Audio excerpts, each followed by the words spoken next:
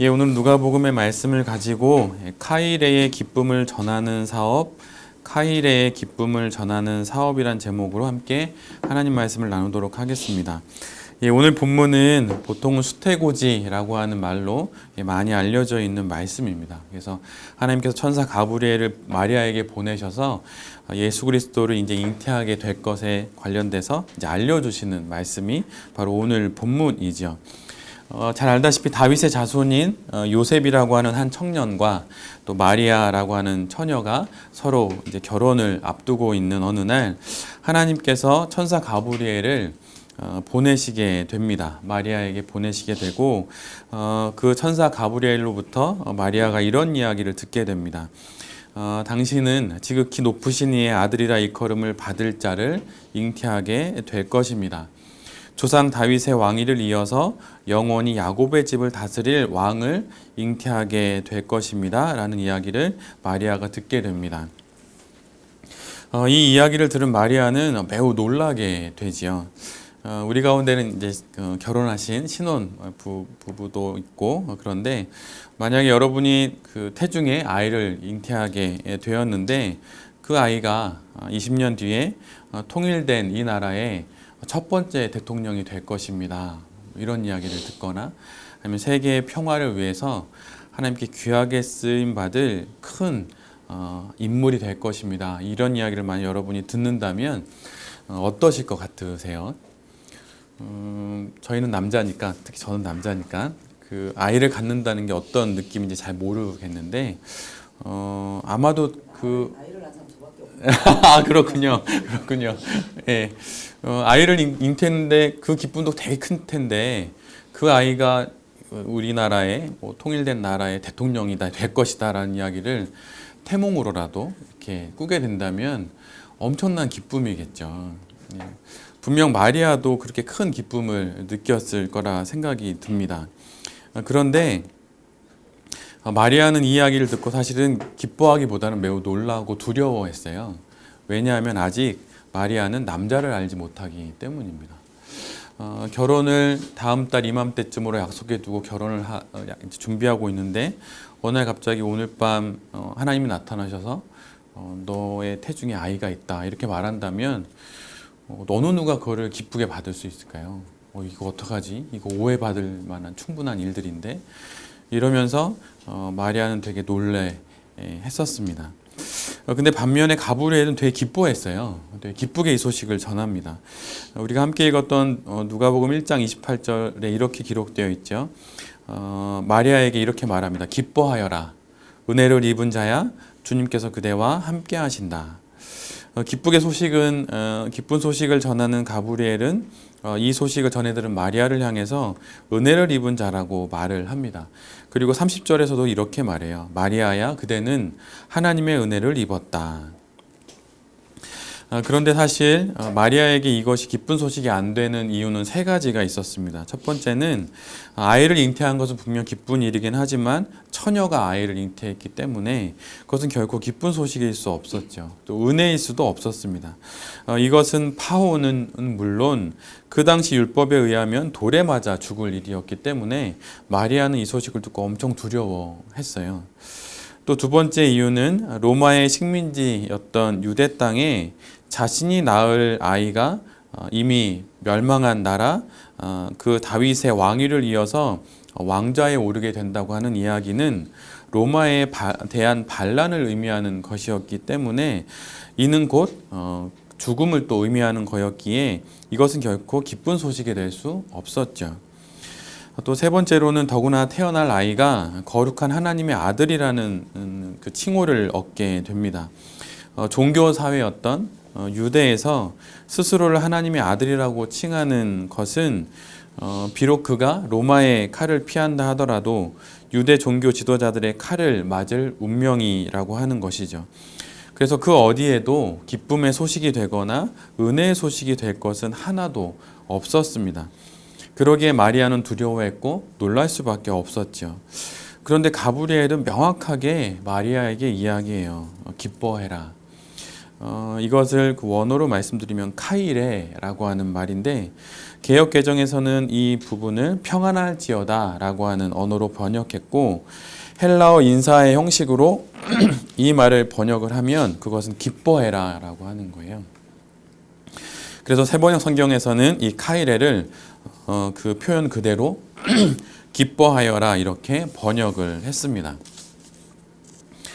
이 기쁨의 선언 이후에 가브리엘은 왜 기뻐해야 하는지를 친절하게도 전해 주었어요.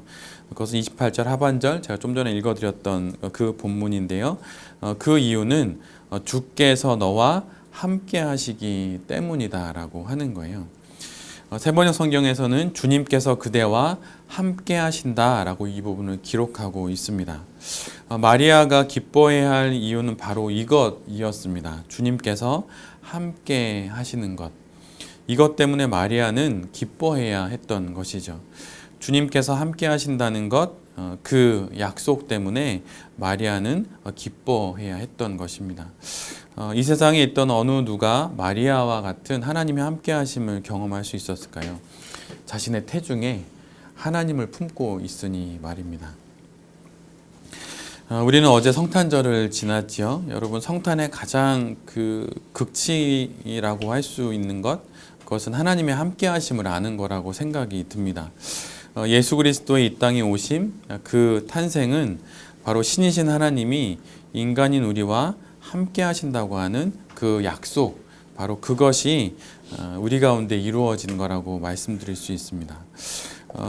저는 가보지 못했지만 중부 유럽에서는 성탄절이 되면 집 앞에 CMB라고 하는 글자를 붙여 놓는다고 해요. 우리나라 전통으로 따지면 뭐 이춘대길 아니면 건양 다경 뭐 이런 거와 같은 입춘방을 봄에 이제 우리 대문 앞에 붙이는 거와 똑같이 CMB라고 하는 글자를 써서 붙인다고 합니다. 근데 이 CMB는 크게 두 가지 의미가 있는데 첫 번째는 아기 예수의 탄생을 축하하기 위해서 동방에서 온 새 박사의 이름, 그 이름에 앞글자를 따서 CMB를 붙인다고 해요. 그 동방 박사의 이름은 첫 번째는 카스파르, 또 멜키오르, 발타자르 이렇게 세 사람인데 그 앞에 있는 CMB를 따서 그렇게 이제 입중방처럼 이렇게 앞에 붙인다고 합니다. 그리고 이 CMB의 또 다른 의미는 라틴어로 크리스투스 만시오넴 베네디카트라고 하는 뜻인데 영어로 번역하면 크라이스트 블레스 디스 하우스, 그래서 그리스도가 이 집을 축복하신다라는 의미로 이렇게 입춘방처럼 집 앞에 붙여 놓는다고 합니다. 예수님을 믿는 오늘 우리 본문을 읽어보면 33절에 야곱의 집이라고 하는 표현이 등장하는데 예수님을 믿는 내 자신이 바로 야곱의 집이죠. 그리고 우리 가정이 바로 야곱의 집입니다. 하나님의 다스림, 하나님의 축복을 받는 집이 바로 예수님의 함께 하심을 아는 그 집이 바로 그리스도가 축복하는 집이 되는 것이죠. 성탄절엔 보통 우리는 그리스도가 우리 집을 축복하신다라는 의미로 성탄을 기억합니다. 거룩한 탄생이 우리 가운데 있었고 내 인생에 있었다는 의미로 그렇게 성탄절을 맞이하지요. 근데 사실 저는 올해 성탄절을 좀 맞이하면서 들었던 뉴스 중에 좀 마음에 울림이 있었던 한 가지 기사가 있었습니다. 무엇이었냐면 지난 한 10일경인가요? 인천에 있었던 한 마트에서 34살 된 아버지와 12살 된 아들이 우유와 사과 10,000원어치 정도 되는 걸 훔치다가 이렇게 잡혔죠. 많은 분들이 그 내용을 잘 알고 있으실 텐데 근데 잡혔을 당시에 그래서 경찰이 와가지고 이제 그 아버지하고 아들 앞에서 이제 이야기를 주고받는 상황에서 그 아버지가 이렇게 땀을 뻘뻘 흘리고 몸을 벌벌벌 떨었대요. 왜냐하면 그분이 당뇨병과 또 갑상선증을 앓고 있어서 그 병으로 이렇게 몸을 벌벌벌 떨고 그랬다는 거죠. 그래서 경찰서에 데려가 자세히 물어보니 6개월 전에 택시 기사를 하다가 실직을 당했고 또 사는 게 막막하고 또 몸이 이렇게 아픔이 있다 보니까 갑작스럽게 마트에 가서 이제 12살 아들이 옆에 있음에도 불구하고 이제 그렇게 이제 물건을 훔치게 된 것이죠. 또 자세히 알아보니까 아내와는 이혼을 했고 또 한 아들이 또 있었는데 두 아들과 함께 모친을 모시고 살았던 그 환경에서 지냈던 분이라는 것을 나중에 이제 알게 되었습니다. 우리가 사업을 하는 이유가 무엇일까요? 또 우리가 예수님을 믿는 이유가 무엇일까요? 그러니까 CMB라고 하는 크라이스트 블레스 디스 하우스, 예수님이 나의 집안, 나의 인생을 축복하기 위해서 이 땅에 오셨다. 물론 그게 맞는 이야기이지만 우리가 하는 사업조차도 만약 그런 범위에서만 머물게 된다면 그것은 진정한 성탄의 의미를 온전히 아는 성도로 이 세상의 삶을 살아가는 거라고는 말씀드릴 수는 없을 것 같습니다. 아직도 예수 그리스도의 참 성탄의 의미를 모르는 이들, 아니면 그 의미는 알지만 삶에 있는 여러 가지 어려움과 아픔들 때문에 예수의 성탄의 기쁨을 마음껏 누리지 못하는 이들이 우리 가운데 많이 있지요. 우리가 하는 사업이 그런 이들에게 성탄의 기쁨을 전해주는 사업이 될 수 있었으면 정말 좋겠습니다. 우리 이제 마곡으로 이제 이사하는 지스트도 그곳에서 하나님의 집, 성탄의 기쁨을 마음껏 누리는 집이 되고, 또한 그 성탄의 기쁨을 마음껏 전해주고 누리도록 세상에 전하는 그런 지스트가 되었으면 좋겠고, 베레베에 남아서 여전히 하나님의 일을 감당하는 모든 사업들도 역시 그런 사업이 되었으면 좋겠습니다. 그러기에 이 성탄의 날에 천사 가브리엘이 그 카일에 기뻐해라 라고 하는 이야기를 가장 먼저 할 수 있었던 것은 아닌가라는 생각을 해보게 됩니다. 성탄의 기쁨을 마음껏 누리시고 또 그 성탄의 기쁨을 또 사업을 통해서 주변에 널리 전하는 우리 베레베 모든 가족들이 될 수 있기를 간절히 기도드립니다. 아멘.